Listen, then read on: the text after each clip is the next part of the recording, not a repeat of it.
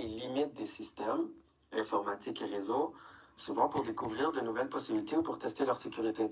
Là, je vous ai gardé ça dans le domaine informatique et réseau. Par contre, un hacker, ça peut crocheter des portes, ça peut faire n'importe quoi. Hacker, c'est pas juste informatique au réseau, c'est vraiment at large, là.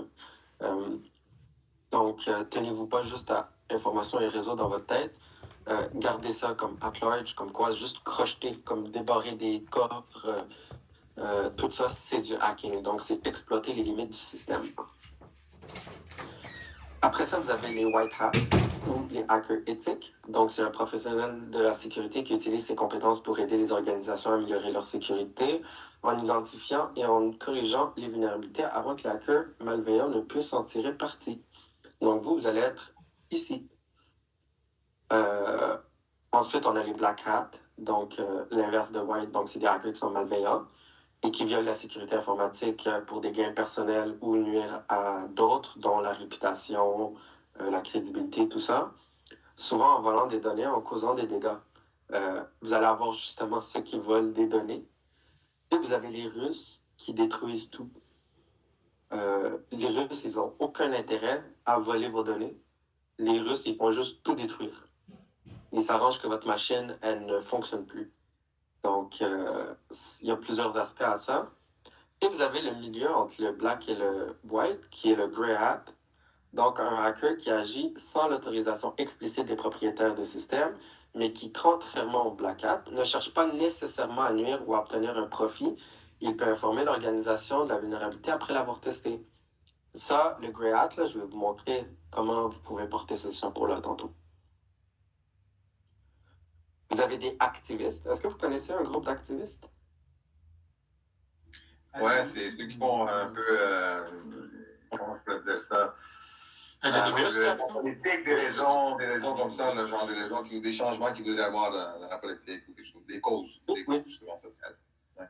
Oui, et il y a un bon point, un des plus populaires, c'est Anonymous. Donc, vous allez voir, là, Anonymous, quand ils font une attaque, ils cherchent aucun profit. Ils cherchent vraiment à aller, comme j'ai écrit là, promouvoir une cause sociale, politique ou environnementale. Mettons, quand il y a la guerre dans un pays, ben, il y a plein de regroupements d'Anonymous qui vont se faire. Ce que vous devez comprendre, là, c'est que vous pouvez tous faire partie d'Anonymous. Tout le monde, n'importe qui. Et en gros, vous devez juste avoir le même mindset que eux. Donc, exemple, vous êtes contre ce qui s'est passé, je sais pas moi, au Venezuela, mettons, hein, je dis n'importe quoi, là. Ben, il y a peut-être un groupe d'activistes qui va se mettre en place pour attaquer les États-Unis. Parce qu'eux, ils sont contraires à prendre possession comme ils ont fait avec le Venezuela. Whatever. Ceci étant dit, un activiste, c'est ça. C'est pour une cause sociale, politique ou environnementale. Après, vous avez les Bug Bounty Hunters. Les Bug Bounty Hunters, ça va vous allez voir, c'est comme un peu du Grey Hat. C'est comme quasiment la même chose, il y a une petite différence près. Donc, professionnels de la sécurité qui participent à des programmes de Bug Bounty pour trouver et rapporter des bugs en échange de récompenses. Donc, la différence entre Grey Hat et Bug Bounty, Grey Hat, c'est, en fait, il le fait et même s'il n'a pas le droit de le faire, il le fait et il donne ses résultats à l'entreprise. Par contre, le problème, c'est qu'il n'y a pas vous n'avez pas de cadre avec le Grey Hat. Donc, vous pouvez toucher à des choses qui ne sont pas nécessairement correctes. Et le Grey Hat versus le Bug Bounty risque des poursuites judiciaires. Donc, c'est très important de voir la différence entre les deux. Donc, le Bug Bounty Hunter, il peut aller sur un périmètre précis que l'entreprise va lui avoir donné comme autorisation. Et s'il brise quelque chose à travers ça, il n'aura aucun recours judiciaire contre lui parce qu'il a le droit de briser ce qu'il y a derrière. Oui, Raphaël. Ouais, vous avez un peu répondu à ma question, mais je sais qu'il y a des compagnies qui offrent, par exemple, genre Sony, si tu reportes un rapport d'un bug que tu as trouvé, ils peuvent te payer 10 000. Mais pour l'avoir trouvé, faut pas nécessairement ils doivent pas nécessairement donner accès. Donc, c'est un peu une bug bounty, mais en même temps, c'est un grey hat. Est-ce Ouais. que ça serait un white hat vu qu'il se fait payer puis qu'il l'a donné ou... Non, absolument pas. White hat, c'est vraiment personnel. On va dire white hat et black hat, ça va être que du personnel. Grey hat et bug bounty, ça va être dirigé vers l'objectif théorique d'avoir de l'argent ou une récompense ou de trouver quelque chose pour une compagnie. Je vais vous montrer tantôt les sites de bug bounty, les compagnies qui font affaire avec eux et les prix que vous pouvez gagner, tout dépendamment de la vulnérabilité que vous trouvez. Dites-vous, nous, chez Desjardins, quand quelqu'un trouvait une vulnérabilité P1, on payait entre 25 000 et 100 000 $. Trouver une P1, c'est quasiment impossible. C'est impossible. Il y a une personne, quand j'étais là, il y avait une personne qui a eu 100 000 PS. Monsieur? Oui. J'aimerais savoir, nous autres qui faisons ce programme d'ARIS, est-ce qu'on peut avoir les qualités requises pour faire ces tests-là et trouver des failles? Oui, c'est ça l'objectif du cours. L'objectif du cours, c'est qu'à la fin du cours, je vous donne un serveur que vous ne connaissez pas qui vous le piratez. Vous ne connaissez pas l'username, vous ne connaissez pas le password, vous ne savez pas comment vous loguer, vous ne savez rien. OK. Et grâce à une faille, vous rentrez dedans. Donc, après ça, vous allez avoir les différentes équipes, et souvent, c'est des équipes professionnelles. Vous avez des red teams privés, mais c'est des compagnies de cybersécurité privées qui ont un red team qui attaque des compagnies, mais la majeure partie ont des red teams à l'intérieur de la compagnie. Et 90% des compagnies n'ont pas de red team, point, et n'ont pas de sécurité informatique. Bon. Donc, quand on a un red team et vous êtes rentré dans une compagnie et vous entendez le red team, ça veut dire que c'est une compagnie qui est mature au niveau de la cybersécurité. Donc, ils sont rendus loin à pousser la cybersécurité. Donc, le red team, c'est un groupe de professionnels de la sécurité qui simule des attaques réelles sur une organisation pour tester la robustesse de la sécurité. Vous allez voir, là, il y a plusieurs types de tests qu'on va faire, des black box, vous allez voir les différentes box qui existent, mais c'est toutes des techniques là qui vont utiliser. Vous allez avoir le Blue Team, qui est le groupe de sécurité interne chargé de défendre une organisation contre les attaques, notamment celles stimulées par le Red Team, et le Purple, qui est équipe qui combine le rôle de Red et Blue pour améliorer la communication et l'efficacité dans l'organisation, et travaille pour assurer que les tests de pénétration et défensive se renforcent mutuellement, favorisant une amélioration continue. Moi, mon poste était dans le Red Team, dans le Purple, donc on touchait le Red et le Blue. Mais quand on avait des incidents, donc il y avait des alertes qui sortaient puis qu'il fallait qu'ils utilisent l'équipe d'opérations spécialisée, ben, on tombait dans le Blue Team. Par contre, quand tu connais le Blue Team, tu sais comment un Red Team fonctionne. L'inverse n'est pas vrai. Un Red Team ne sait pas nécessairement comment le Blue Team fonctionne. Parce que chaque Blue Team a ses moyens de défense personnels à lui, ses techniques, ses stratégies. Par contre, le Red Team, qui est les attaques, ça, c'est pas standardisé, mais c'est utilisé partout. Donc, quand il y a une attaque qui est très efficace, mais tout le monde l'utilise. Donc, le Blue Team est toujours informé de ce qu'un Red Team peut faire, les différentes attaques, parce qu'ils doivent nécessairement s'en défendre. Et le Red Team, lui, ne connaît pas le Blue Team, ne sait pas les moyens de défense. Il connaît environ comment ça se passe dans la défensive, mais rien de plus. Est-ce que vous avez des questions? Oui, Anderson. Il n'y aurait pas moyen que Red Team fasse, comment on dit, l'ingénierie sociale sur Blue Team? Non. L'ingénierie sociale, oui, mais sur un Blue Team, non. Le Blue Team, normalement, il est au courant là, de l'ingénierie sociale. Il est supposé protéger l'entreprise contre l'ingénierie sociale. Mais, donc, des fois, il peut y avoir quand même des failles. Oh oui, c'est sûr. Ça, c'est sûr que vous allez voir, il y a des attaques qu'on appelle des attaques zero day. des attaques que seuls les attaquants connaissent, jusqu'à temps que le Blue Team soit au courant. Mais tu sais, on parle de 24-48 heures entre un Zero Day et la connaissance du Blue Team.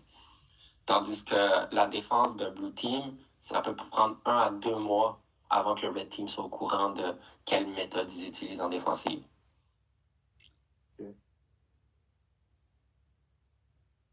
Vous avez quelque chose d'extrêmement important, et c'est fondamentalement en fait important pour moi, et ceux qui m'ont déjà eu dans la dernière session le savent. Il y a une culture encore plus forte que je vais mettre en place dans ce cours-ci. C'est Make, Learn, Share. Vous allez faire, vous allez apprendre et partager. Et knowledge is power. Vous devez apprendre. Vous devez faire vos recherches. Le premier travail que je vous ai donné, c'est un travail de recherche. Je vais vous donner des outils. Vous allez être capable de travailler sur ces outils-là. 100%. Mais vous allez devoir aller fouiller un peu de la documentation. Je vais vous pousser à fouiller de la documentation parce que moi, je vais vous montrer environ une quinzaine d'outils à utiliser. Il y en a plus d'1 million, là. Il y en a une tonne. Puis ce que je vais vous montrer aujourd'hui, là, quand vous allez sortir, ben, il y a un nouvel outil qui sort que moi, je ne vous ai pas présenté, qui est tout nouveau, qui est très puissant. Vous allez au moins garder la culture d'aller fouiller par vous-même. Demandez pas à vos collègues ils vont vous regarder, puis la majorité de vos collègues ne vous répondront pas. 1. Et de 2, quand vous allez apprendre ça par vous-même, vous allez le maîtriser et vous allez vous-même pouvoir partager l'information. Ça vous convient? Très important. Très, très, très important. Oui, super. Puis ceux qui m'ont eu dans la première, l'autre cours, là, je réponds aux questions pareilles, mais faut fouiller, absolument. Donc l'origine. Du bon sur ce que tu viens de dire, Yacine. Je vais justement partager. Hier, j'ai écouté une vidéo qui a été mise sur YouTube là, 2 ans, mais vraiment actuelle encore. En tout cas, tu sais, ils vont jusque le après la crypto, là, que ça commence déjà à être désuet. Je vais mettre le lien si jamais les gens veulent voir. Là, j'ai vraiment trouvé ça intéressant. On parle du post-quantique. Quantique et post-quantique. Oui, c'est ça, exactement. Puis c'était un reportage qui a été fait comme en Allemagne, en fait. Ouais. Oui. Vous savez que nous, on travaille déjà sur des algorithmes. En fait, pas nous, mais dans le temps que je travaillais chez Desjardins, il y a moins d'1 an, là, on avait déjà des gros projets en marche pour travailler sur le post-quantique. Parce qu'une fois que des ordinateurs quantiques vont être entre vos mains, là, un mot de passe qui se craquait en, je sais pas moi, 24 ans, il va se craquer en 24 heures. C'est énorme, là, le quantique. Là. Il faut créer des... Vous avez vu les algorithmes AES 256 ou je sais pas trop? Oui. Vous allez avoir... tout ça est désuet, là. C'est fini. Là. On en parle encore aujourd'hui parce que c'est encore les ordi normaux qu'on a. Mais un ordinateur quantique, là, il détruit ces algorithmes-là en un rien de temps. Là. Est-ce que vous savez c'est quoi la différence? C'est quoi du quantique versus du non-quantique? Est-ce que vous voulez que je vous explique? Mais tu vas voir, il l'explique aussi. Le reportage est très bien fait. C'est 50 minutes, là. Ouais, allez prendre le temps de l'écouter. Oui, Raphaël. J'aimerais savoir, est-ce que... Lucie, est-ce que tu peux nous partager le lien de cette vidéo dans le chat, s'il te plaît? Oui, c'est fait. Merci. Plaisir. Donc, très rapidement, là, je vais quand même expliquer pour ceux qui n'écouteront pas la vidéo. Là. Les ordinateurs aujourd'hui, comment ça fonctionne? C'est vous avez des processeurs qui envoient un message à la fois, soit un 1 ou un 0. C'est du binaire. Donc, 1 à 0, 1 à la fois. Tandis que le quantique, ça génère les deux statuts, le 0 et le 1, en même temps. Donc, la même cellule peut avoir les deux états. Donc, déjà là, on est très avancé dans la méthode de calcul. Donc, allez voir ça, là, ça va parler plus en profondeur. Je vais aller l'écouter moi aussi. Mais en gros, c'est ça. C'est au niveau de l'état dans le processeur. Donc, 1960, c'est la naissance du terme hacker par le MIT, jouant avec le matériel informatique et software. En 70, là, on a vu les premiers freakers qui apparaissent pour faire des appels gratuits. 1980, on voit les augmentations des incidents de hacking via l'expansion des ordinateurs. Et après ça, c'est aussi dans la même année là, qu'ils ont fait sortir la loi aux États-Unis en 86. Là. Et en 90, ben là, on voit la prolifération du www. Fait l'augmentation des cyberattaques, développement de l'accès à Internet. Là, fait que tout le monde a accès à Internet. Et il y a une adoption là, à travers le monde là, sur la cybersécurité. Par contre, vous allez voir, là, on est encore en retard. Et surtout ici au Québec. On est très au Canada, point. On est extrêmement en retard versus les autres. Extrêmement en retard. Dans les années 2000, on a vu les grosses attaques là, comme le I Love You et Blaster. Vous en avez connu d'autres. Vous avez sûrement connu, comment ça s'appelle? C'était sur tous les terminaux. Attendez, je vais retrouver le nom.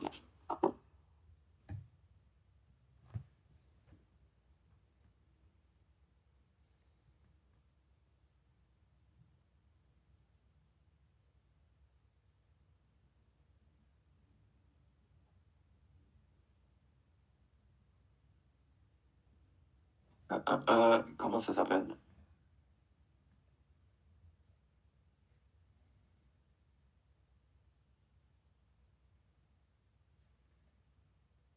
Je sais pas. Je suis en train de le chercher. Je cherche le nom du. Les premiers ransomware qui c'est Ah, le premier de tout? Ou le. pas le, Ouais. c'est le plus connu. WannaCry, voilà. WannaCry. Ouais. WannaCry. Si vous voulez apprendre sur WannaCry, c'est un beau terme, hein? WannaCry. T'as envie de pleurer? Ben, c'est exactement ce qui s'est passé quand ils ont lancé la première attaque.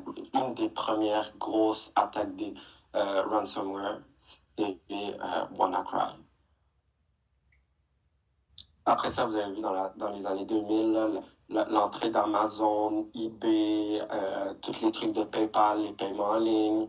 Donc, cette croissance-là là, a fait proliférer une forme d'attaque aussi. Et comme vous avez vu, à toutes les années, on est de mieux en mieux. Hein, même 20 ans, 60 ans plus tard, on est toujours mieux. Aujourd'hui, on est encore mieux, à ce qui paraît.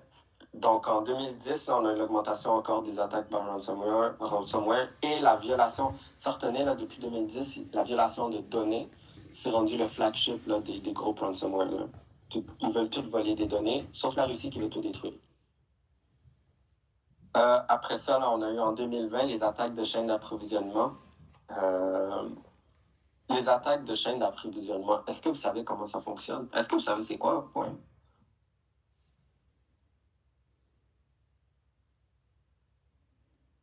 Non? Ben, ça doit être d'intercepter ou de créer une faille dans une chaîne d'approvisionnement d'une compagnie.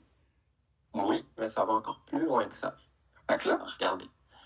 Moi, je crée un Android, ou un nouveau iPhone. Imaginez, là, je fais iPhone 18.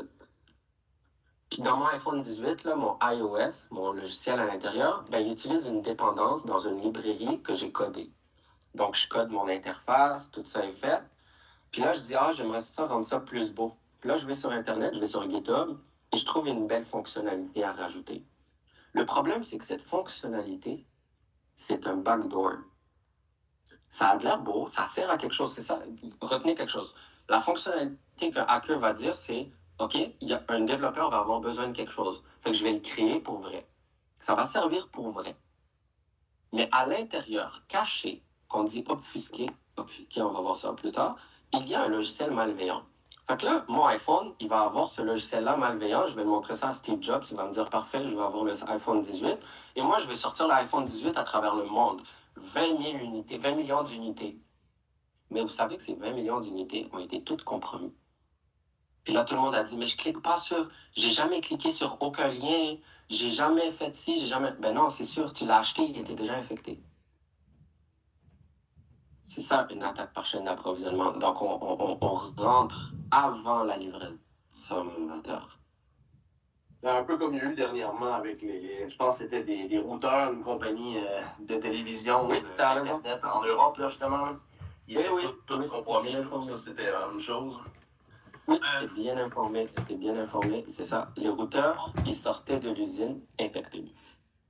Mais c'est dans le reportage que je viens de vous mettre que maintenant, en Europe, il y a une nouvelle loi qui ils s'approvisionnent plus jamais en Chine. Ils font leur propre carte mère, en fait. Là. Ouais, mais ils n'ont pas le choix. Parce que les seuls qui font les processeurs, les seuls sur la planète qui font les processeurs, c'est Taïwan. Exactement. Et quand je dis seul, c'est avec un grand S, là. C'est seul, comme seul. Comme Apple va commencer à sortir ses nouveaux processeurs en 2 nanomètres cette année, ils vont être à eux. Mais ça va être bourré de failles. Parce que c'est la première, je pense la première ou la deuxième génération qu'ils font. Puis, il reste juste la Chine. C'est tout. La Chine, elle a commencé à les développer aussi avec les techniques de traçage. Puis l'autre compagnie, c'est quoi? C'est en Norvège, je pense. C'est une compagnie norvégienne qui fait le gros de traçage. Mais ça coûte cher. Ouais, ça coûte cher. Ouais, c'est ça coûte une fortune. Parce que tu vas regarder, il n'y a pas un iPhone qui a une pièce d'ailleurs que la Chine. Oui, Gab. Yes, on pourrait-tu considérer, là, tu sais, je me souviens, une couple d'années, là, il y avait une super attaque là, qui avait comme paralysé là, une compagnie là, qui avait comme, je pense, quelque chose comme une centaine de ports à travers le monde. Là. Tu parles de CrowdStrike. Ouais, c'est ça, ça avait fait un shit show quand même. Ouais, je vais t'expliquer l'histoire CrowdStrike. CrowdStrike, c'est l'outil de sécurité le plus répandu dans l'industrie. Je suis un pro de CrowdStrike. On l'utilisait chez Desjardins partout. Chaque ordinateur détenait CrowdStrike. CrowdStrike, qu'est-ce que ça fait? Ça nous donne un accès complet à l'ordinateur, une protection antivirus complète. Et c'est pas un antivirus de base, c'est un antivirus qui est très avancé. Là. Il se base sur des signatures. Mais en gros, puisque c'est l'outil le plus répandu à travers le monde en cybersécurité, tout avait ça. Fait qu'eux, ils ont fait, c'est pas une cyberattaque, contrairement à ce qu'on croit, ils ont fait un update. Mais un update qui était pas bon. Puis quand ils l'ont mis en place, ben ça a gelé toutes les machines. Fait que ça a causé une attaque DDoS par eux-mêmes. Ah, ok, ouais. Ils ont eux-mêmes détruit leur infrastructure en rentrant cette mise à jour-là qu'il fallait pas. Donc, c'est ça. Il y a des ingénieurs qui ont dû avoir chaud et travailler des heures et des heures pour pouvoir vous souffler ça. Ouais. Il va clairement avoir un directeur qui s'est fait parler à quelque part, quelqu'un clairement. Parce que, tu sais, ceux qui ont vécu, ceux qui ont eu mon dernier cours, là, il y a plusieurs plateformes. Il y a la pré-prod.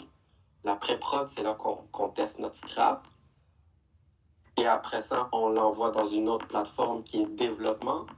Pré-prod, il n'y a rien dedans. Développement, c'est ce qui ressemble le plus possible à l'environnement de production qu'on appelle. Production, c'est ce que tout le monde voit. C'est l'utilisateur final, il rentre dans l'environnement de production. Développement, c'est celui qui est le plus fidèle. Donc, on fait nos tests là-dessus avant de les envoyer en production. Mais là, je pense qu'ils ont passé de pré-dev à production, puis ils ont oublié le milieu qui est pré-prod, qui est production. Développement, désolé, pré-prod, développement et production. Donc, ils ont oublié le milieu. Ou ils ont scrappé leur test, ou j'ai aucune idée, mais c'est ça. Est-ce que vous avez des questions par rapport à ça? Oui, moi c'est plus une question à propos de tantôt, là, quand on parlait du quantum computing. Mais c'est quoi le progrès là-dessus? Parce que je comprends pas comment on pourrait vraiment avoir un algorithme qui se protège de ça. Je suis pas un pro dans le quantique, par contre. C'est pas encore dans mes cordes. Par contre, vous savez, tout est dans le décryptage. Donc, c'est le nombre de couches de cryptage que tu vas mettre, hein, et le nombre de caractères de cryptage. Fait que, mettons, là, ils vont passer de 25 caractères de cryptage aujourd'hui à genre 250 pour le quantique. Fait qu'il faut juste augmenter. En gros, garde en tête qu'il faut augmenter le niveau de difficulté de notre jeu, parce que le joueur, c'est soit l'ordi, soit le quantique. Toi, ton niveau de jeu, il faut que tu l'augmentes. Il faut que tu le rendes plus tough. C'est ça la base. C'est ça qu'il faut comprendre. Donc, il faudrait juste utiliser un ordinateur quantique pour encrypter Et plus voilà, vite, ça plus de fait couches. partie. Oui, ça fait partie d'une étape. Problème. C'est que tu as raison dans ce que tu dis. C'est pas achetable un ordinateur quantique. Desjardins n'a même pas les moyens de s'acheter un ordinateur quantique pour faire ce test-là. Donc, tu es toujours sur des hypothèses. Tu es toujours sur du mettons que ça fait ci, selon les études, là, ça devrait faire ça. Fait qu'ils vont simuler du quantique. Ils vont jamais rouler du vrai quantique, là. On n'a pas les moyens de rouler un ordinateur quantique. Et on a encore moins l'infrastructure. Parce que rouler du quantique, là, c'est une mini-puce, là. Ça rentre dans ton bout de doigt, là. Mais tu as besoin, genre, de 2 classes pour la refroidir. En fait, il faut garder la stabilité qu'on appelle. Il faut garder le quantique stable. C'est ça qui est tough. La ventilation, refroidissement, l'électricité. Non. À l'inverse, ce que j'en ai lu aussi à date là-dessus, c'est que les ordinateurs quantiques sont très sensibles dans le sens qu'ils sont vraiment faciles à dérégler aussi. Si tu perturbes un peu justement leur petit algorithme de calcul. Ouais. C'est ça. Vous allez rentrer plus. Ça va pas. Quand vous allez rentrer dans l'industrie, ça parle en quantique déjà. Bon, les différents tests de pentest. Il y a des types, les différents types de pentest. Vous avez les pentests réseau. Donc, on focus sur la sécurité de l'infrastructure réseau, la résilience des serveurs, switch, router et firewall. Que ça soit de la manipulation de données ou que ça soit sur la quantité de données reçues, les DDoS. Hein. Donc, on va mettre des rate limiting, etc. Le pentest web, qui est très cool. Je trouve ça le plus cool, en fait, de tout. Donc, l'évaluation des applications web pour identifier les différentes vulnérabilités, comme les injections SQL, XSS et les erreurs de configuration. Utilisation de tests automatisés manuels pour évaluer la sécurité des applications. On va faire les deux. On a des outils de tests automatisés et manuels. Malheureusement, puisque je ne suis pas un professeur très cool, on va commencer par le manuel. On va faire 75% de manuel. Et ben, pour finir la session, je vais vous donner les tests automatisés. Donc, vous cliquez sur un bouton qui ça fait une plus grosse partie de la job. C'est juste que c'est pas cool. Vous apprenez rien en faisant des tests automatisés. Vous apprenez rien. Point. Après ça, vous avez le pentest physique, donc test de la sécurité physique des bâtiments et des systèmes de contrôle, donc du crochetage de porte, de la réplique de carte d'identité, tout ce qui a rapport à quand vous rentrez dans un établissement, en fait, y compris les caméras. Donc, technique incluant le tailgating, lockpicking que je vous parlais, déverrouiller les portes, test des alarmes et des caméras. Et vous avez le pentest sans fil. Donc, par contre, le pentest sans fil nécessite des ressources plus que les réseaux, applications physiques. Vous avez besoin souvent d'un module séparé. Donc, l'analyse de la sécurité des réseaux sans fil, incluant le Wi-Fi, Bluetooth, et toutes les différentes technologies sans fil. La détection des faiblesses comme le cryptage et l'usurpation. Est-ce que vous avez des questions par rapport à ça? Oui, j'ai une question, monsieur. Oui. En fait, j'aimerais savoir les types de pentests là dont vous faites allusion. Est-ce qu'ils sont en fonction des différents types des actifs? Ça dépend, oui, de l'actif. Ça dépend de l'actif, mais souvent, ça dépend surtout de la mission que vous allez avoir. Parce que si la mission, c'est pas est-ce que nos infrastructures de porte sont sécuritaires? Est-ce que nos caméras sont sécuritaires? En gros, ils vont demander est-ce qu'une introduction physique est possible? Donc, introduction physique, ça peut être tous les types différents, mais ils vont jamais vous demander teste-moi un routeur ou teste-moi une switch. Ils vont tester des scénarios, des missions. Donc, tout dépendamment de la mission et du scénario. Ok. Parce que, ok, je vais te mettre en contexte. Mettons, le scénario, c'est l'accès à nos serveurs physiques, nos vrais serveurs. Chez Desjardins, on a des serveurs. On va dire, c'est quoi l'accès à ces serveurs-là qui est possible? On va faire des attaques sur des réseaux, etc., etc. Ben, on va rien trouver, ça fonctionnera pas. Puis là, il va y avoir toi qui va dire, mettons, là, j'y vais physiquement. Ben là, tu vas utiliser un différent type. Tu vas aller avec l'accès physique, donc ouvrir les portes et aller te brancher directement au routeur. Mais la mission en soi, c'est valider la sécurité sur notre infrastructure de serveur au complet. Tu comprends un peu qu'est-ce que je veux dire? Très bien, très bien. Merci. Mais vous allez voir ça un peu plus tard. On va écouter une petite vidéo que je dois retrouver. Ah, parfait, I got it. Partager, inclure le son. Est-ce que vous voyez l'écran? Est-ce que vous voyez mon écran? Oui, on voit l'écran. Ouais, on confirme. Non, mon son. Non.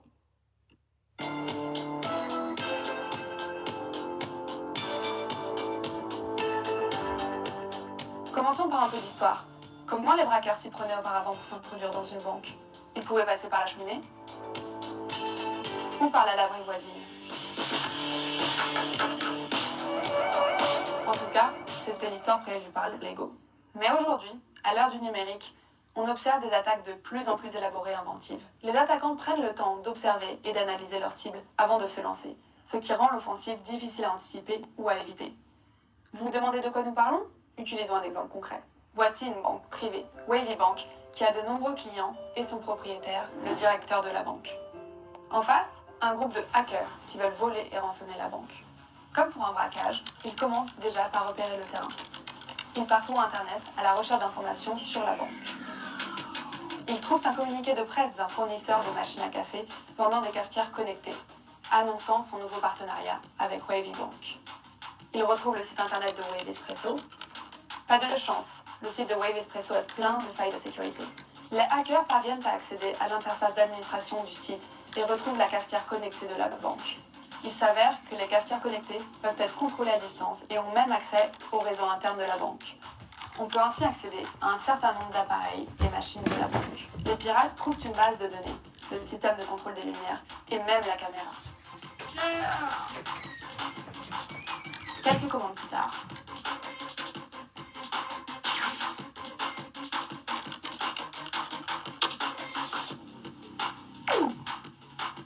Heureusement pour la banque, le verrouillage des portes est indépendant. Les braqueurs ne peuvent aller plus loin. Du moins, c'est ce que vous croyez. Wavy Bank, le cybercasse du siècle. Mais que s'est-il passé? Comment ont-ils pu s'introduire dans la banque?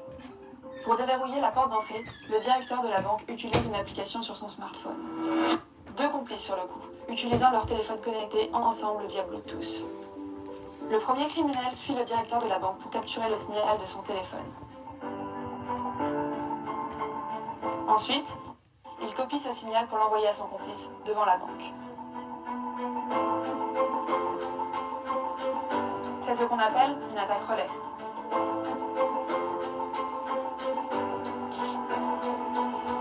Vous n'y croyez pas? Cette histoire est basée sur une histoire vraie. La base de données client d'un casino à Las Vegas a été compromise suite au hack d'un aquarium connecté. Nous précisons toutefois qu'aucun poisson n'a été blessé durant l'attaque. Comment anticiper et empêcher ce type d'attaque de se produire?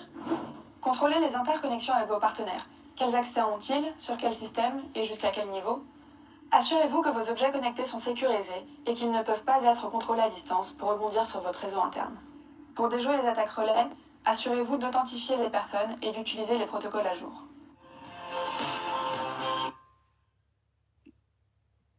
Pourtant, on a appris là, en 1970 là, qu'il fallait sécuriser nos trucs, non?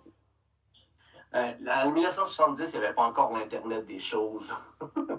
Ah, ok, attends. Ah oui, c'est ça. C'est parce que c'est nouveau. Il faut laisser plein de failles. Non. Mais vous voyez, c'est pas compliqué. Je vous l'ai dit au premier cours, ce qui était là, c'est quoi le nerf de la guerre? C'est la reconnaissance. Je vais mettre toute mon énergie pour que vous compreniez la reconnaissance. Vous devez connaître l'intérieur, les organes de l'entreprise, autant que la personne qui le code, autant que l'autre derrière. C'est ça l'objectif. La reconnaissance. Je vous l'ai dit hier, je vous le redis aujourd'hui, et je vais vous le redire tout le long de la session. Vous allez trouver ça long qu'on fasse de la reconnaissance et qu'on revoie de la reconnaissance avec toutes sortes d'outils. Mais vous allez voir, chaque outil va nous sortir un petit truc de plus que l'autre ne nous aura pas donné. Et avec toutes ces informations-là, vous avez vu l'attaque. L'attaque dure quelques minutes. Ça dure rien. Du moment qu'on sait où est-ce qu'on va, il ne faut pas laisser le temps à notre défense de réagir. Bon, ça, c'est quand même cool. Ils ont été niqués par une machine à café. C'est pas rien pareil. Par un aquarium connecté. Un aquarium connecté. Ah ouais. C'est une histoire vraie, hein? Je peux rajouter quelque chose là-dessus. Oui, tout à fait. Ben oui, tout à fait. Dans le fond, dans le fond, l'oncle à ma conjointe, dans le fond, lui, il est directeur là, de sécurité au C3S Beauce-Appalaches, dans le fond. Puis ça a par rapport aux machines, mettons, aux tacos, puis ces genres de machines-là qui sont aussi connectées là, par Internet. Là. Et dans le fond, ils ont une norme au niveau de la santé qu'ils ne peuvent pas rentrer dans la machine pour la protéger. Parce que sinon, la garantie est plus bonne, dans le fond. Elle se valide plus. Fait qu'ils ont comme pas le choix dans ce genre de circonstances-là d'isoler les machines carrément. T'sais. Ils n'ont pas le choix de faire l'isoler tout seul sur le réseau parce que justement, ils ne peuvent pas aller la protéger à la source, mettons même. Ouais. Donc, c'est ça. Vous avez-tu aimé ça, ce petit documentaire-là? Ouais, c'est bien, c'est instructif. Oui. J'ai hâte de continuer aussi. Ouais. Donc, je vous invite à sortir vos Legos et faire des animations à votre prochaine VAL. Ça peut être très payant si tu as beaucoup de vues sur YouTube. Donc, on va changer un peu d'optique. Là, on va aller dans les méthodologies, en fait. Je ne vais pas rentrer trop en profondeur sur le OSSTM et le PTES. On va mettre l'énergie sur le OWASP. Donc, le OWASP, c'est la présentation de l'Open Web Application Service Project, comme tous les acronymes. Et son top 10 des risques de sécurité, c'est l'outil qu'on utilise le plus pour aller connaître le top 10 des vulnérabilités. Je vais vous montrer le site.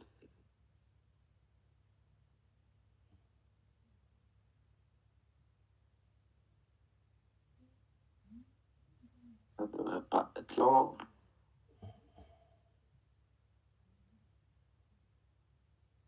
Et voilà, je vous partage ça. Ils n'offrent pas d'ailleurs un kit, eux autres, WASP, justement, de pen testing. Oui, tout à fait. Oui. Donc, attendez, je vais essayer de voir si je peux pas vous sortir vers top 10. Non. Je vais essayer de voir s'il y a les différents tops. Ouais, voilà. Ah, lui, serait bon.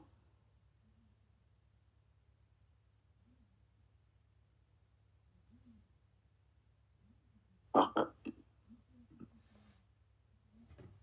Donc, vous voyez mon écran encore? Oui, tout à fait. Parfait. Donc là, vous avez le classement, exemple 2017 et 2021. Vous allez pouvoir chercher celui de 2025. Vous voyez que c'est en évolution. il y a différents trucs qui se rajoutent, d'autres s'enlèvent, tout dépendamment de notre défense. Donc, vous allez voir les vulnérabilités les plus fréquentes en 2017. La plus fréquente, en fait, c'était l'injection. Et vous voyez, l'injection en 2021 est tombée en top 3. Et celui qui a pris le lead, donc ici le top 5, est monté en top 1 comme Broken Access Control. Donc vous voyez qu'à toutes les années, vous allez avoir des vulnérabilités qui sont plus répandues que d'autres. Et souvent, on va aller faire les top 4 et là le 5 qui va monter en premier parce qu'on l'aura négligé.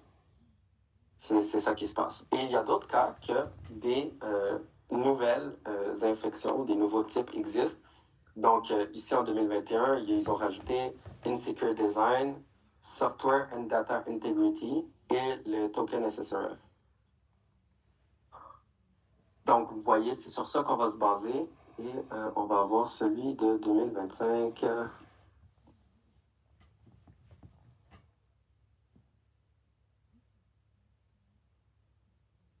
Pour moi, c'est 2025. Donc, vous les voyez ici. Puis vous allez voir, quand on va dessus, on a plus de détails par rapport à c'est quoi du Broken Access, qu'on va voir un peu plus tard. Comment s'en prévenir aussi.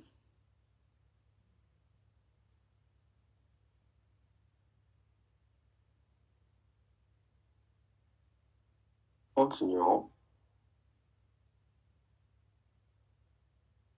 Donc, je ne sais pas qu'est-ce que ça fait là par contre, mais vous allez avoir les différents rôles du pentester.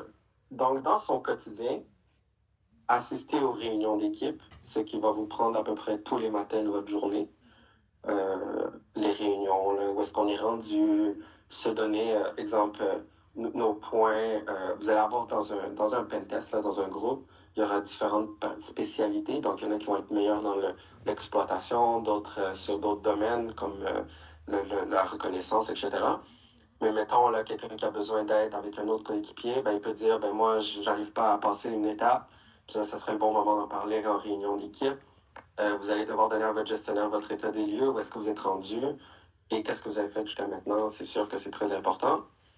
Vous allez devoir remplir les mandats qui vous sont assignés pour identifier les vulnérabilités. En gros, vous allez avoir l'équipe de vulnérabilité qui est une équipe séparée. L'équipe de vulnérabilité, ce n'est pas des pentesters, ils connaissent les vulnérabilités, ils savent aucunement comment les exploiter, ils savent juste comment bien les lire et les comprendre et les contextualiser, qu'on appelle. Et eux vont prendre ces données-là, ils vont les envoyer à l'équipe de pentest qu'elle va exploiter les vulnérabilités. Après ça, vous allez avoir la rédaction de rapports détaillés, communication des résultats aux clients et aux parties prenantes, mise à jour en continu des compétences et connaissances en sécurité pour rester à jour avec les dernières menaces, excusez-moi. Ça, là, cette étape-là, ça va être un des points les plus critiques que vous allez avoir à faire dans votre travail. Vous allez passer probablement 80% de votre temps à juste vous remettre à jour dans vos compétences. Et c'est pas mauvais, c'est très bon, justement, parce que vous ne connaissez pas tous les systèmes qu'il y a dans votre organisation. Vous allez avoir des choses que vous ne connaissez pas. Mettons, je vous donne, c'est quoi un serveur SMTP? Vous savez c'est quoi un serveur SMTP?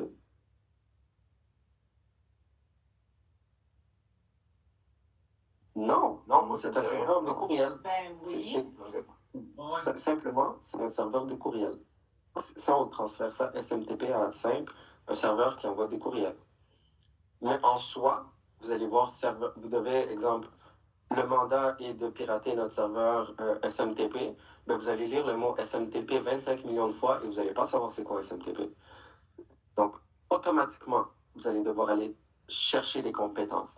C'est quoi SMTP? C'est quoi les protocoles qui sont utilisés? Comment la communication est faite? C'est quoi la sécurité derrière? C'est quoi qui est disponible dans l'industrie? C'est quoi les attaques qui existent? Comment qu'on effectue ces attaques-là? C'est quoi le chemin pour arriver à ces serveurs-là? Tout ça, c'est de l'augmentation de connaissances. C'est ça que vous allez passer une bonne partie de votre temps. Parce qu'une fois que vous allez maîtriser ça, vous allez avoir 15% qui va être de la reconnaissance, donc 80% apprendre, 15% reconnaissance, et un petit 5% à la fin là, pour l'exploitation. C'est tout. N'oubliez jamais, si vous ne savez pas quelque chose, dites pas, moi je ne prends pas le mandat, je ne le connais pas. C'est absolument pas vrai. Vous prenez le mandat Et prenez surtout les mandats que vous connaissez rien et apprenez. Vous allez apprendre à plusieurs reprises et vous allez juste augmenter votre CV rendu là. Et les compétences requises, on a dit aussi prendre part des formations internes et externes. Tralala. Compétences requises, compétences techniques en programmation, réseau et système. Ça, on va voir ça ensemble. Là. Vous allez voir, c'est pas très compliqué. Il faut comprendre les commandes de base, puis ça va bien facile. Avoir une pensée critique et capacité à résoudre des problèmes complexes. Et compétences en communication pour expliquer les vulnérabilités et recommandations pour des mesures correctives. Ça, si vous ne comprenez pas vous-même vos vulnérabilités ou qu'est-ce que vous faites, vous n'allez même pas pouvoir l'expliquer. Et ça, c'est un autre nerf de la guerre, l'expliquer à quelqu'un qui ne comprend rien en cybersécurité. Vous allez avoir l'équipe de gestion de l'infrastructure qui connaît tout sur Windows, qui connaît tout sur Linux, mais qui connaît absolument rien en cybersécurité.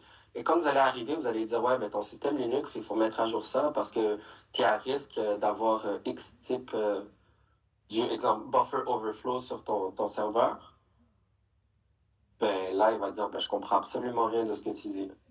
Donc là, toi, il faut que tu vulgarises c'est quoi un buffer overflow, c'est quoi que ça amène à l'infrastructure, parce que ils vont tous devoir payer. Ils vont payer pour devoir le mettre à jour. Ça compte du salaire, ça compte ci, ça compte ça. Fait que si tu l'expliques bien, ils vont mettre l'argent nécessaire. Si tu expliques tout croche, il ne comprendra pas et vous n'allez pas avoir le partie prenante qui va s'impliquer. Est-ce que ça vous va?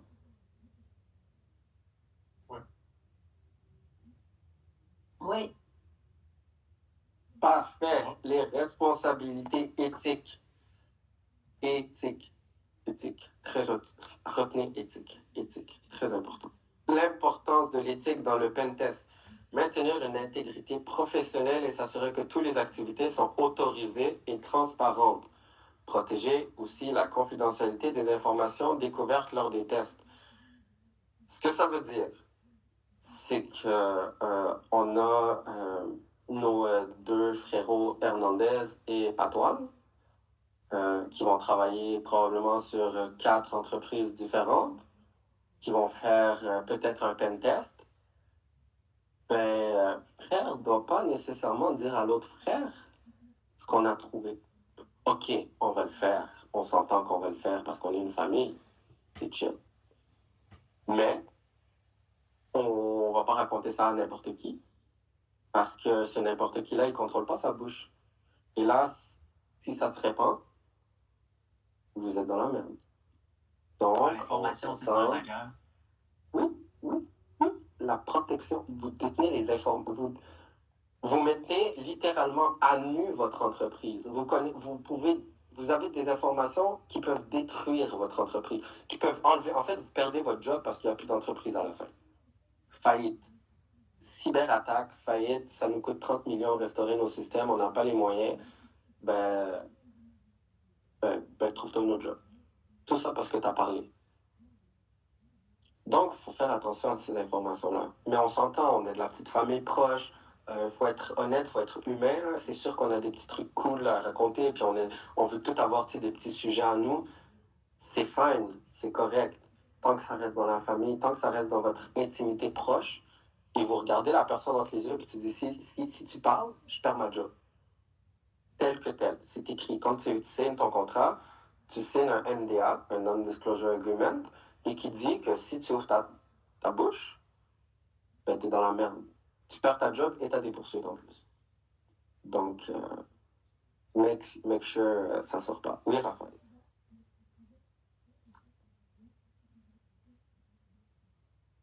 Ah, t'es sur mute. Ouais, excuse-moi. Donc, si, admettons, tu vas en cours, puis il y a un juge, il faut que tu dises la vérité, est-ce que ton NDA s'applique encore ou c'est un truc vraiment que légalement tu n'as pas le choix? Dedans, tu parles pas. De toute façon, devant le juge, pour être honnête avec toi, ça m'est jamais arrivé. Mais je suis quand même dans une bonne posture avec toi en disant je suis dans un dilemme de mon contrat il me dit de ne pas parler, mais la justice t'oblige à parler. Tu n'as pas le choix. Tu ne peux pas dire non à la justice. Ok, soit la justice prend par-dessus même si tu as signé. Théoriquement, parce que je me dis que le contrat aussi, c'est quand même une forme de justice. Il ne pourrait pas te sous après. Non, c'est ça. Mais c'est la cour. Si tu te retrouves là, c'est parce que. Okay. Genre, en tout cas, si tu te retrouves là, comme en fait, ça m'est déjà arrivé la dernière session, il y a 2 sessions, mais t'es briefé avant. Tu sais ce que tu dois dire, ce que tu dois pas dire. Tu sais, les avocats, ils te briefent. Ils te disent, ben, je vais poser telle question, telle question, telle question. Réponds ça, ça, ça. Mais tu réponds la vérité pareil. Là. C'est juste, tu peux pas tout dire, mais tu peux pas garder le silence non plus. OK.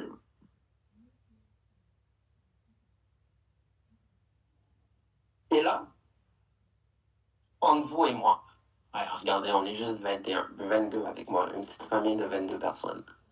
Mettons, là, on va choisir quelqu'un. Attendez, je vais choisir quelqu'un au hasard. Moi, je vais aller avec Siv. Vas-y. Enlève ton micro. Oui, Mettons, là. c'est moi aussi. Mettons. Tu travailles pour Hydro-Québec. Là. Entre toi et moi, il n'y a personne. Il y a juste toi et moi. Oublie les autres personnes. Il y a juste toi et moi en tête à tête. Je te donne 3 millions, là. 3 millions. Et tu me donnes tes accès pour rentrer ton login, ton password de ton entreprise. 3 millions. Ouais, hein? Ça C'est m'intéresse. intéressant. C'est intéressant, hein? Personne. C'est y penser. Hein. Ah, c'est ça l'intégrité. C'est ça l'éthique. Vous savez, votre intégrité, votre respect envers votre entreprise et peu importe, vous la vendez rien qu'une fois. Vous la vendez, vous la perdez. Vous la vendez une fois, vous perdez votre intégrité, vous perdez tout le respect de l'industrie. Ça coûte rien. Ça peut coûter juste 100 000 $. Vous le vendez. Et ce que je t'ai donné comme exemple, ce n'est pas un faux exemple, c'est un vrai exemple. Il y a des gros hackers présentement qui offrent des récompenses allant de 1 million à 3 millions, tout dépendamment du chiffre d'affaires de l'entreprise qu'on va pirater, pas de vous, du chiffre d'affaires de l'entreprise qu'on va pirater. Plus le chiffre d'affaires est gros, plus ils vont demander une rançon grosse. Fait qu'ils vont te donner quoi, 3 millions, 3 millions. Toi, tu vas être content. Ils vont aller s'en chercher 30 derrière. 20. Et 10. OK. 10, c'est déjà 5 millions de plus. Comprenez? Ils vont aller chercher Mais le si tu derrière. te fais pogner, après, t'es dans le dedans avec ton 3 millions. Tu perds ton 3 millions et tu perds quelque chose qui n'a pas de valeur, c'est ton intégrité. Ça n'a pas de valeur. Comment tu vas dormir le soir en sachant ça? Tu vas rentrer toi le matin travailler, tu vas mettre tes fesses sur ta chaise, dire bonjour à ton boss en sachant qu'hier tu as reçu un dépôt de 3 millions dans ton compte en échange de ton username password. Tu vas avoir le culot de t'asseoir et de dire bonjour. Ça, c'est ta pensée. Voilà. Ceci étant dit, j'ai fait ma part en tant qu'enseignant. Vous faites vos conneries, ça vous appartient. Moi, je suis pas là pour vous dire oui, non. Je vais vous montrer quoi faire. Je vous ai dit quoi pas faire. It's up to you. C'est un thumbs up pour tout le monde? Ouais. Il n'y a pas la même histoire que ce qui s'est passé avant les vacances cette année. Cette année, c'est ça, les vacances. À la banque RBC, le gars, il recevait comme 500 par.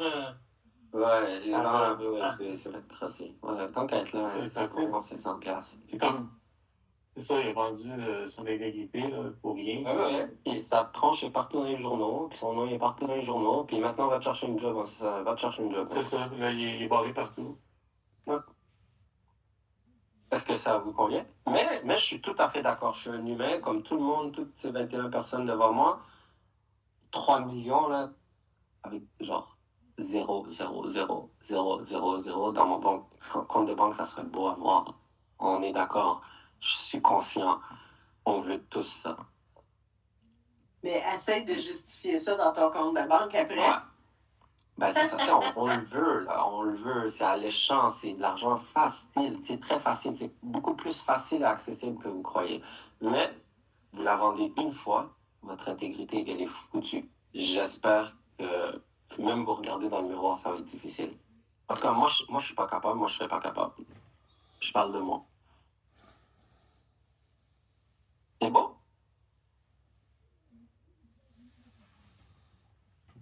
Ouais, c'est beau. Ouais. pas de code d'éthique officiel. Mais il faut respecter le périmètre qu'on va vous donner. Il faut utiliser les connaissances apprises que... Attendez, je ne vous ai pas partagé ça. Je pourrais en faire genre une hymne nationale ou quelque chose comme ça pour vous. Tu sais, tout le monde va chanter à tout, tu sais, à tout le monde ensemble, connaître le périmètre du test et rester dans la portée. Il faut utiliser les connaissances apprises pour que vous effectuez les tests et les actions autorisées. Les connaissances pour effectuer des actions autorisées. Je vais vous donner des armes. C'est dans le sens, c'est littéralement des armes pour détruire des compagnies. Ne pas prendre de copies personnelles des clients ou des données des clients. Effectuer seulement des tests autorisés par la personne qui possède l'entité, pas par quelqu'un que vous ne connaissez pas. Ah ouais, tu peux le faire. Non, si tu dois le propriétaire, oui, ok. Ne pas discuter des résultats avec des personnes non autorisées. Il y a un petit disclaimer là-dessus, je vous l'ai dit. Il n'y a personne qui va venir cogner dans votre maison, savoir qu'est-ce que vous avez dit à votre frère ou votre cousin ou je ne sais pas trop qui. Personne qui va faire ça. Assurez-vous juste pas que ça sorte. Ne pas publier les vulnérabilités sans autorisation. Tester tout dans la portée, ne jamais en sortir, ce qui est redondant un peu, mais c'est très important. Respecter toutes les exigences légales, agir avec intégrité, éviter les conflits d'intérêts, protéger les données clients. C'est quoi qui est écrit ici, hein? Juste pour être certain. Est-ce que quelqu'un peut me lire? Ne pas s'associer au Black Hat. Parfait. Maintenant, tu peux dire, je jure solennellement de ne pas m'associer. Non, c'est correct. Lève la main en l'air. Lève la main droite. La main droite en l'air, la main gauche sur le cœur. Et on dit tous ensemble, ne pas s'associer au Black Hat. Et supprimer les données après un mandat. Très important. Mais des fois, on ne sait pas si c'est des Black Hats. Il y en a qui ont reçu des histoires qu'on entend sur enquête ou facture, ou affaires de même, qu'ils cherchent une job, mais dans le fond, la job, c'est 23 minutes. That's how long. travailler pour un Black Hat en réalité. Ouais. Je vais vous dire, on va finir sur une petite vidéo, là.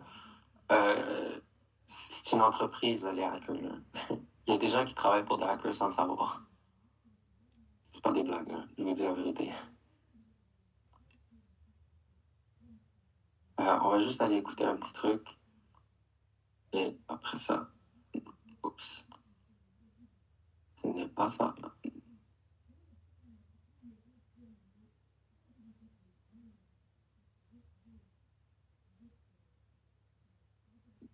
Et là-dessus, je vais vous dire bye bye tout de suite. Donc, ciao. On se voit demain. On va finir sur cette petite vidéo. D'accord? Parfait. Merci, Yassine. À demain. Yes, à demain tout le monde. Et j'espère que ça vous a plu. Ouais, c'est bon.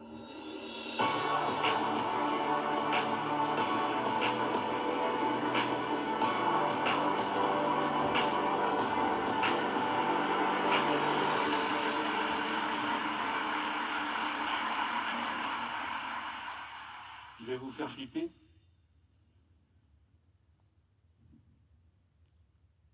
On va parler de cybersécurité. Et on va commencer par faire un petit sondage dans la salle, à main levée. Qui utilise un ordinateur au quotidien? On est mal barré. Qui, dans la salle, sait que pour protéger son ordinateur ou ses données, il faut utiliser des systèmes de sécurité comme un firewall ou un antivirus? C'est bien. Vous êtes conscient des risques. Je vais vous poser une autre question.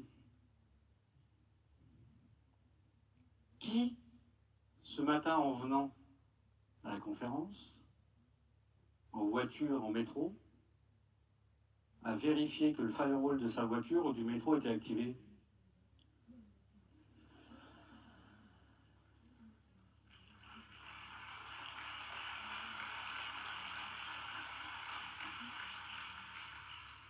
Vous êtes vraiment une bande d'inconscients.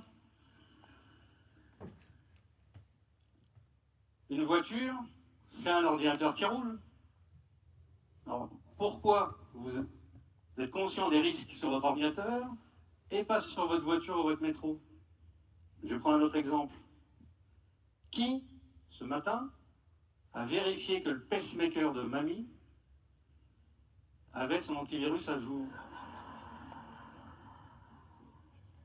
Qui, dans la salle, a fait ça? Il y en a qui voulaient toucher l'héritage. Pourtant, un pacemaker, c'est quoi? C'est un ordinateur implanté dans votre corps qui soutient quand même des fonctions assez vitales pour l'être humain. Il va y avoir des morts hein, à cause d'un problème de cybersécurité. Il faut en être conscient. Alors, quand je discute cybersécurité avec mes interlocuteurs, la plupart du temps, on me parle de vol de données, mes données personnelles. On va me piquer mon numéro de carte bleue. Oui, c'est possible. Mais finalement, il y a peut-être des scénarios de risque un peu plus préoccupants pour nous, les citoyens. Il faut être un peu plus vigilant. Je vais vous citer un scénario probable. On est sur l'autoroute tous ensemble dans la même voiture, grosse voiture. On reçoit un SMS. Le pirate nous dit par SMS, si vous ne payez pas la rançon, je ne vous débloque pas les freins. On fait quoi? Ben, c'est trop tard. On paye la rançon. Reprenons l'exemple de mamie. Vous recevez un SMS qui dit, si vous ne payez pas la rançon, je fais danser le fest-noz à mamie toute la nuit. Non mais c'est embêtant. Bon. Moi, je pense sincèrement, mon point de vue, c'est que tous les citoyens devraient s'intéresser un petit peu plus aux problématiques de cybersécurité dans leur vie au quotidien, dans tous nos outils numériques au sens très large, de la voiture à l'avion.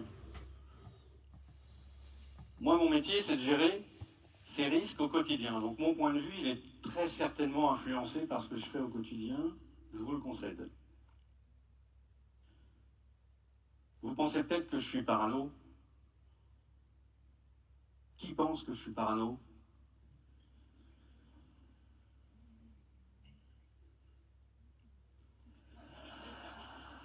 Ouais. Vous pensez que je suis parano? Non, c'est vrai, les voitures connectées, il n'y en a pas encore à tous les carrefours. Je vous le concède. Par contre, ce qu'il y a à tous les carrefours, c'est des feux de signalisation tricolore. Ben, sachez qu'une équipe de chercheurs en sécurité a détecté une vulnérabilité dans un système de gestion de feux de signalisation dans une ville. Ils ont juste trouvé un petit défaut de conception qui avait un impact de sécurité. Et cet impact de sécurité, c'est qu'ils étaient capables de faire passer à n'importe quel moment tous les feux, soit au rouge, soit au vert en même temps. Un feu rouge, c'est un ordinateur. Ça peut être compromis. Bon, tout ça, c'est un peu lourd. Hein. Moi, c'est mon métier. Vous, c'est votre vie.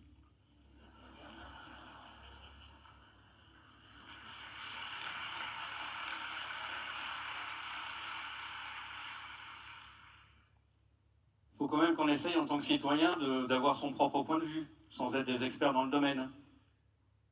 C'est la deuxième partie. On va essayer de trouver des solutions. Alors, je vous propose 2 tactiques pour gérer un problème de cybersécurité dans votre vie quotidienne. 1, vous appliquez la règle des 5 C. Vous la connaissez? C'est con, mais c'est comme ça.